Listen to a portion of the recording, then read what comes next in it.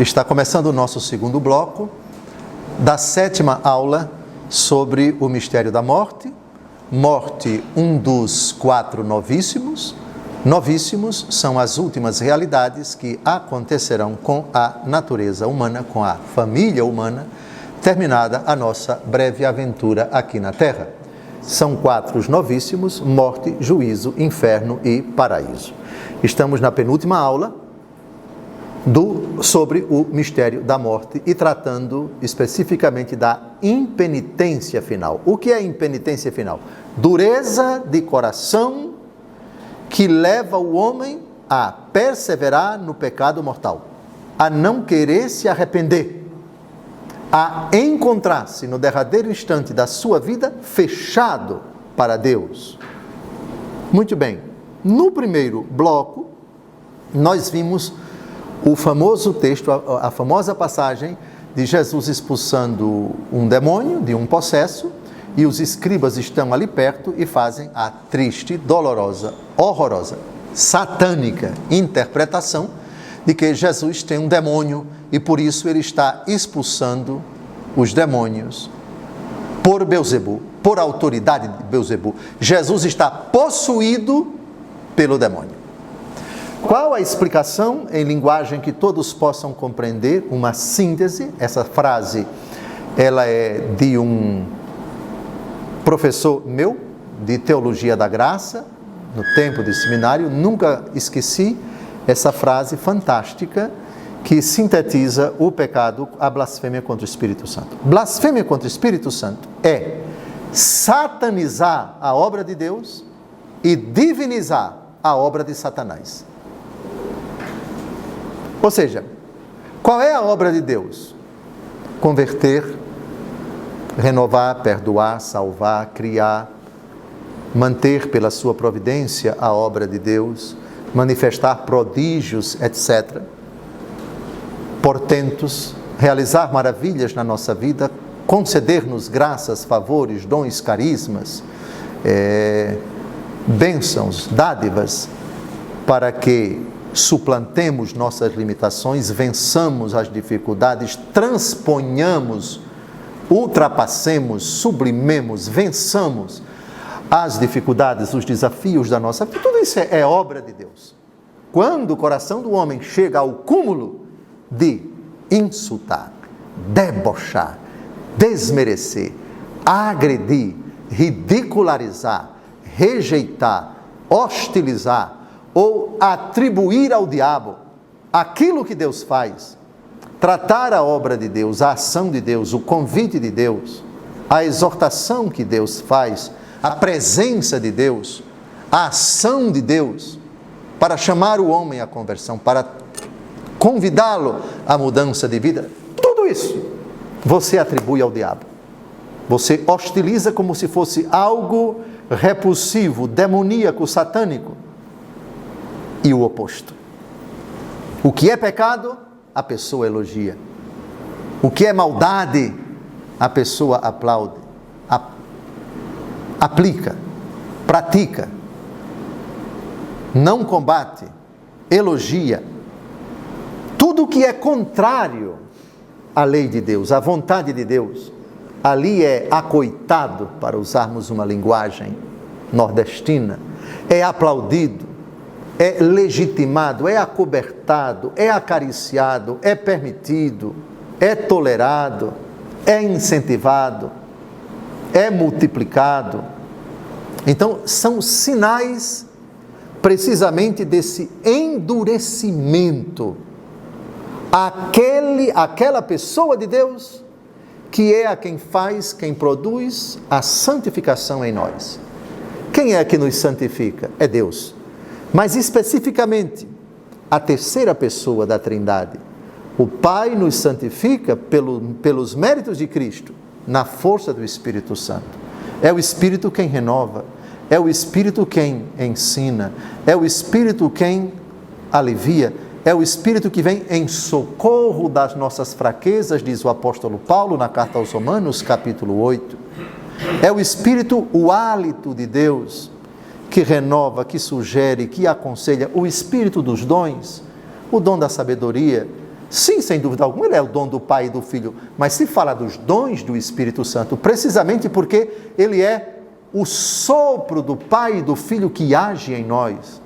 É pelo Espírito Santo que somos renovados, é pelo Espírito Santo que somos convertidos, é o Espírito Santo quem nos toca, é o Espírito Santo quem nos liberta, é o Espírito Santo quem nos perdoa, é o Espírito Santo quem nos purifica. O Espírito Santo é, portanto, a mão, o dedo, para usarmos a expressão utilizada por Jesus. Se é pelo dedo de Deus que eu expulso os demônios, o reino de Deus chegou até vós, diz Jesus no Evangelho, e no outro ele diz, se é pelo Espírito de Deus que eu expulso os demônios, o reino de Deus chegou até vós. Se você se você compara as duas versões, a de Mateus e a de Marcos, você chega a uma conclusão.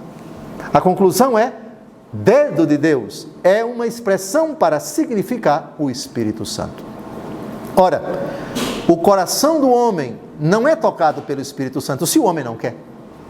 Aquele que te criou sem ti, diz Santo Agostinho, não poderá te salvar sem ti. O Espírito Santo não converte o coração de quem não quer ser convertido. Se Deus percebe, se o Espírito de Deus percebe qualquer resistência de nós a Ele, Ele não avança, Ele para, Ele se sente, por assim dizer, impotente. O Espírito Santo não pode fazer nada num coração enquanto esse coração diz, não quero, não me arrependo, não admito que estou errado, vou continuar neste erro e assim por diante. Sabe aquela situação em que o coração da pessoa tem ciência do que fez, gravidade do que fez, foi exortado, sabe que pode se converter, sabe que pode se arrepender, mas não quer. O coração está endurecido, está blindado, está refratário. Se quisermos utilizar quaisquer adjetivos para dizer, está duro, não adianta. Vocês já imaginaram aquela pessoa que tenta-se de toda forma convencê-la de que ela está nas trevas, está no pecado, está dura de coração? O mistério é maior quando a pessoa teve alguma formação, ou tem alguma formação cristã, digamos. Ela foi formada, ela foi educada, ela foi esclarecida, ela recebeu aquela formação bíblica, teológica, catequese, malgrado as limitações, mas uma formação mínima, isso é que torna um mistério. Jesus diz aqui, muito for dado, muito será pedido. Como explicar que uma pessoa bem formada na fé, bem instruída na fé, recebeu os preceitos, missa, encontros, retiros, formação, etc., leitura. Já outras não tiveram isso, mas se manifesta uma certa dureza de coração. Em síntese, blasfêmia contra o Espírito Santo é uma dureza, um endurecimento que torna o coração do homem refratário a Deus. Isto é, Deus chega, não age, não entra, não toca, não modifica a pessoa, Deus se torna impotente. E mais explicitamente, o Espírito Santo não pode fazer nada. Tamanha a resistência, tamanha a petrificação, tamanha a insanidade, digamos assim, tamanho não quero, não adianta, ninguém me convence, mesmo que a pessoa esteja diante de alguém que a convenceu ou apresentou argumentos bastante convincentes, bastante plausíveis, dura demais. Essa é a situação que, se a pessoa se encontra nesse derradeiro instante da vida, em tal condição, pode-se dizer impenitência final. Com a palavra, São João Paulo II, numa obra chamada Reconciliatio et Penitentia. É uma exortação pós-sinodal. O Papa convocou um sínodo em Roma para tratar do tema da reconciliação e da penitência. E saiu esse documento belíssimo. Vários bispos do mundo inteiro, leigos, etc., se debruçaram sobre esse argumento e ofereceram subsídios preciosos para o Papa, que nos presenteou com este belo texto que vamos ver agora. No mistério do pecado, há outra dimensão sobre a qual a inteligência do homem nunca deixou de meditar, a da sua gravidade.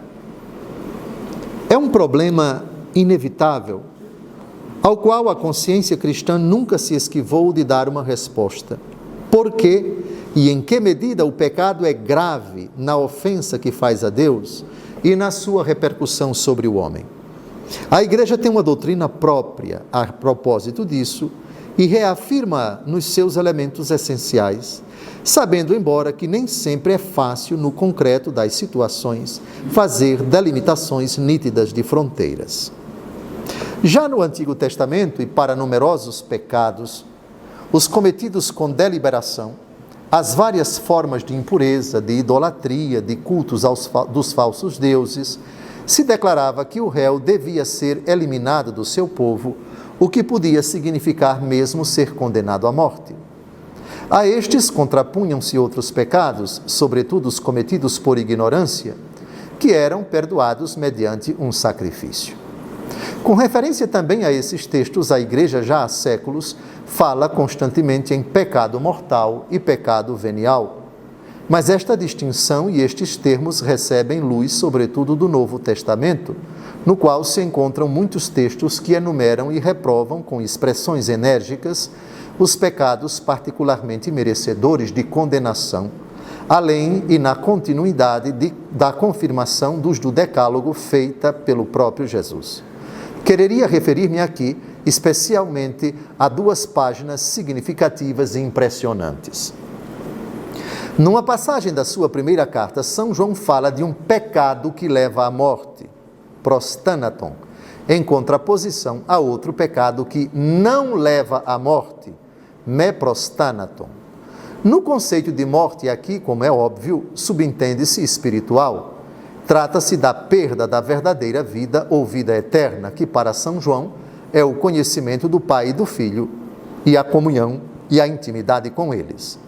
O pecado que leva à morte parece ser, nesta passagem, a negação do Filho ou o culto de falsas divindades. Seja como for, com essa distinção de conceitos, São João parece querer acentuar a incomensurável gravidade daquilo que é a essência do pecado, a recusa de Deus, atuada sobretudo na apostasia e na idolatria, ou seja, no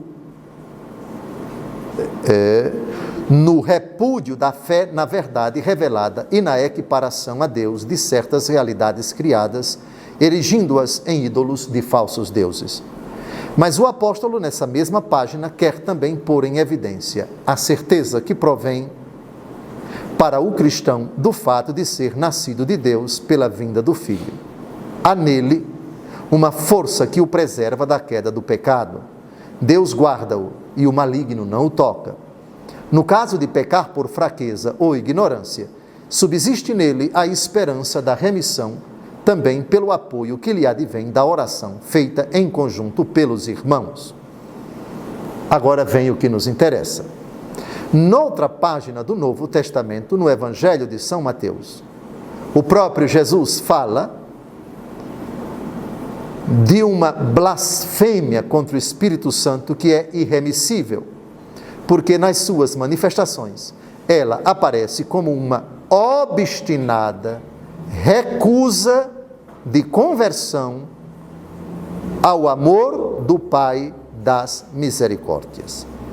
Trata-se, é claro, de expressões extremas e radicais, rejeição de Deus, rejeição da sua graça e, portanto, oposição ao próprio princípio da salvação, pela qual o homem parece fechar voluntariamente a si mesmo o caminho da remissão. Há que ter esperança, porém, que bem poucos queiram obstinar-se até ao fim nesta atitude de rebelião ou até de desafio a Deus, o qual, aliás, no seu amor misericordioso, é maior do que o nosso coração, como nos ensina ainda São João. Deus pode, de fato, vencer todas as nossas resistências psicológicas e espirituais, de tal modo que, como escreve Santo Tomás de Aquino, não há que desesperar da salvação de ninguém nesta vida, consideradas a onipotência e a misericórdia de Deus.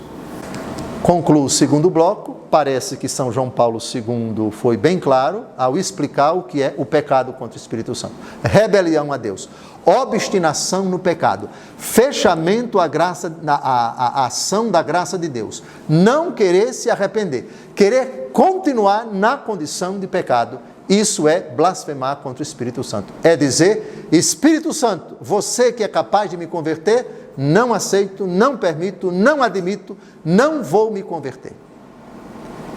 Está terminando o segundo bloco. No terceiro, continuaremos esse argumento até lá.